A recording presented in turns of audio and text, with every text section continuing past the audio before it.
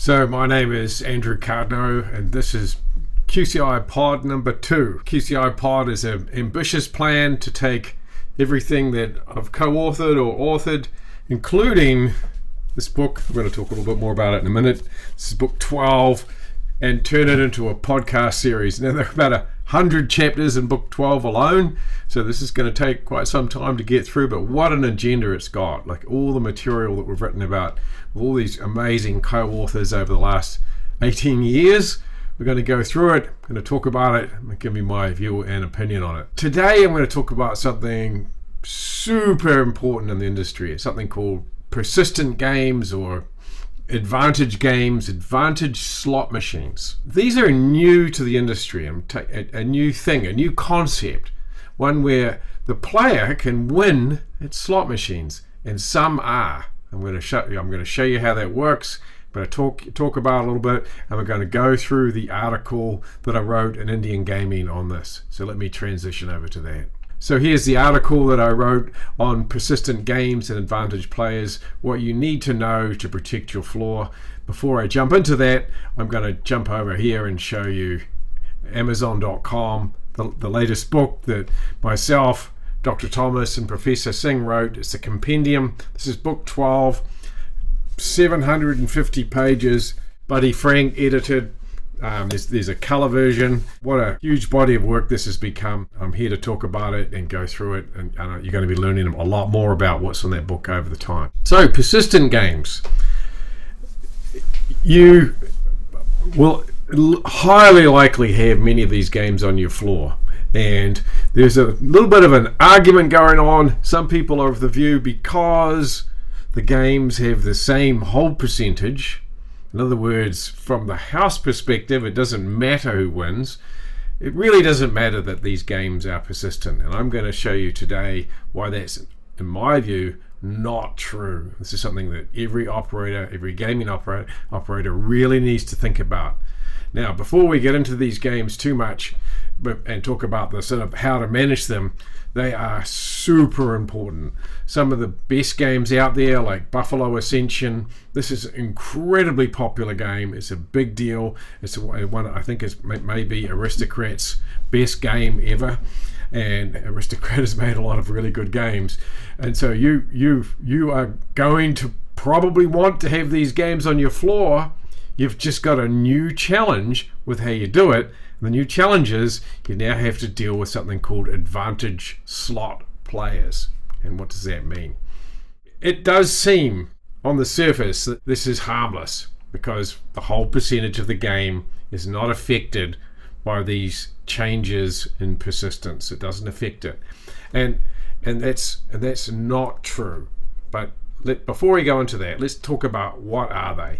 When you play a normal gaming machine, the outcome, or a normal slot machine without persistence, and in jackpot games have always had a set amount of persistence in them, but this is at a new level, and it's more regular, and it's easier to win. So the persistent games are one where there's an effect from one game that carries into the next, an accumulation, a must-hit by effect. And that generates excitement, it generates the desire to stay on the game, and in fact, what happens is, because it's accumulating value, mathematically, the game at some point will often switch to the player's advantage. And that's what these advantage players are looking for, because then they play the game, and they win a prize, and they'll be ahead of the house. Let's just have a look. I went onto Microsoft Bing, and I searched for advantage slot players, and I suggest you do the same. It's kind of fun, and you'll just see a huge pile of people who are out there talking about these to the players. The players are very well educated. We've got the Machine Pro Club up the top here. We've got this cowboy instructor here who does a pretty decent job of explaining advantage games to people. We've got this guy here who's actually in the Golden Nugget playing on advantage slots, and he actually wins and records it on a video. Amazing. And then you'll see professionalslots.com. You'll see other places talking about This is all mixed. This is just a random search, but you'll see other places talking about these games. They're really well known by your players. There are Discord groups, there are chat groups, there are Facebook groups. There are all sorts of things going on where your players are really well informed about persistent games. It's not something that your players don't know about, or at least your well-informed players know about them. And that puts them into a special bucket. I'm going to talk about that in a little bit. Persistent game accumulates an amount of money with each game that's played. There's an accumulation of value towards a prize. So as an operator, you could see two games that look really identical. One is truly persistent and one is pretending to be persistent. And guests without education will find it very difficult to tell the difference. Now, a lot of guests are educated and they become your advantage slot player. So let's talk about the difference here. Let's imagine that that you let me play blackjack in your casino. Maybe you shouldn't, but let's say you did. And I start counting cards, which you probably don't want me to do, but let's say I do anyway. I am doing that card counting, if I were to do that. No, I don't do that, but let's just say I did. If I am doing that, would have an advantage against you, the house. That means that I win and the house loses. Now, it's really different with advantage slots. With advantage slots, the house advantage doesn't change. I get an advantage as an advantage slot player against other players. That's something we've never had to deal with before. This is a new thing. Dealing with players who come in and develop an advantage so that they win and other players lose more. Now, how does it affect the other players? From the perspective of the regular player who doesn't play advantage games, who doesn't look for them, who doesn't know how to maximize their chance of winning on an advantage game, their whole percent effectively changes. Now, from the analysis I've done, and I'm just going to say it's a guess, it's about a 4% swing. It's a guess. And it's going to be highly variable depending on your customers and how many advantage players you have. Because the more advantage players you have, the more it's going to swing against the regular guest, because the regular guest isn't going to have an opportunity to win those must-hit buy prizes, because the advantage players are going to work really hard to get them all. How do you find them? How do you catch these advantage players? How do you know about them? And should you? The first thing that you should do, and I recommend this to everybody who has these games, and highly likely you have them on your floor today, is go watch some security tapes and look at the behavior of players on these games. Now, it's not like this everywhere, but I have heard first-hand stories about groups of advantage players that are encouraging regular guests to leave, or hanging out next to these games until the moment when they're about to go off happens, and then swooping in. They'll often come in groups. They might be, for your regular guests, unpleasant. They could cause a bad experience. They are also very difficult to detect from the math, because they will often also remove the card from the machine when it goes into its bonus round, so you don't see them winning all these little prizes. So in fact, they may look unlucky while they're beating you, which might encourage you to give them more free play so they can come back and play more advantage games and win more, I'm going to say it, off your regular guests. Take more of your regular guests' play. Now, what happens to the regular guest? Let's just talk about them. What do they experience? Everyone who's worked with guests will often hear, we never win here, and they may hear complaints about the games getting tighter and all sorts of things. I can say historically that's not been true. Today, with advantage games, it's different. If you have very active advantage players on your floor, these games will appear tighter. So what's the mathematical effect of that?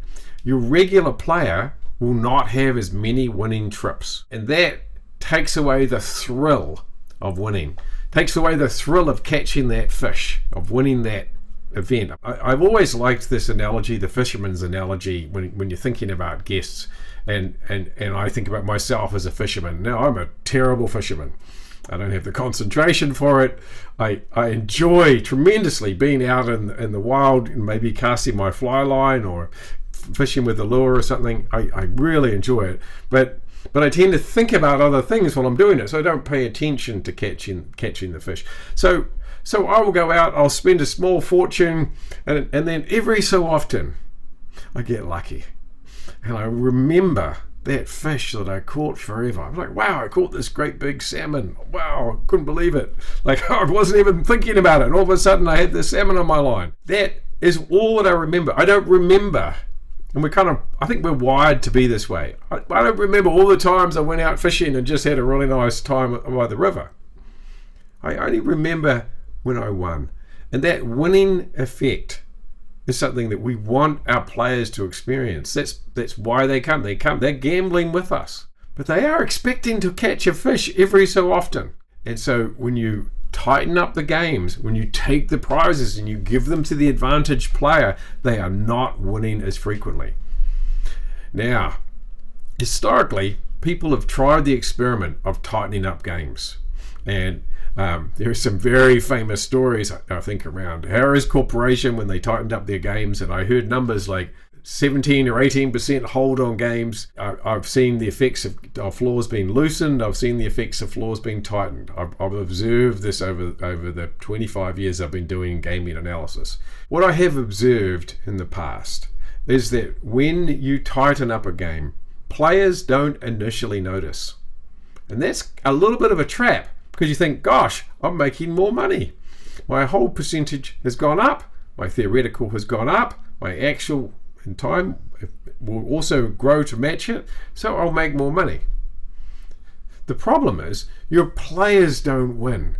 And so the player experience is one of losing more, and they tend to dwindle down in time, or they'll go to a competing place. So historically, there have been very good examples of what happens when you tighten a floor, and seeing that the players leave in response to that in the medium to long term. Initially, they may not well notice, because it's very hard to notice the effect of not winning very often in the short term. Persistent games are not a short-term fad. These are huge. I found about 100 titles of persistent games out there. They've been very successful. They do generate a new dynamic on the gaming floor. They generate more excitement. They build. They have prizes. They're a little bit like a linked jackpot or a progressive, just on a smaller scale. And by the way, progressives and linked jackpots are something that advantage players also chase. Question is, what should you do? The very first thing you need to determine is what portion of your floor are persistent slots. Let's take a look. Get the data. Know what they are. Tag the games that have persistence on them separately. You need to know this. These games are not like other gaming machines. They are not random, or not completely random. They have a persistence, so they grow in value, and at some point they're likely to hit. If you're a must-hit buyer and you're very close to it, it's going to hit before it gets to that next level. It's going to hit very soon. That's a very, very different kind of game. Your first step here is you must know how many of these you have. You've got to track them. You've got to know about them. The second step, look for red flags. Just ask your security guard. Post a security guard on some of these games. Look in the security cameras. Look for behavior that is not something you would like in your gaming facility. Learn about what your customers are doing in reaction to it. So look for the unusual patterns of people. Look for people patrolling the floor, working in teams, and creating possibly unpleasant experience for irregular players. In summary, persistent games are some of the best games out there. They are highly unlikely to go away. They are popular. They bring a new level of excitement. They really are some of the best slot gaming product that exists, but they bring with it a really new challenge. We can no longer rely on the randomness of our games to just manage these boxes on the floor. We've got to know, where are the persistent games? who's playing on them, and we also need to know about our regular customers on these games, because these regular customers may have had a long-term, very negative experience in our business. And that's something from a customer relationship management perspective we need to deal with, because these players have been, maybe they've been winning, instead of one every 3, they've been winning one every 6 visits. That's an enormous change to their gaming experience. It's time to be proactive. It's time to look into this and manage these new, exciting, important products with the full knowledge of the challenges that go with it. So that's the end of Pod 002. I hope you got something out of these persistent games. You need to take a look at them. You need to go and find out how many you've got. You need to take some action straight away. Everywhere that I have done that, and I've done it in quite a few places, I'm seeing people go, oh gosh, yeah, this is something we need to look at like right now. So, thank you.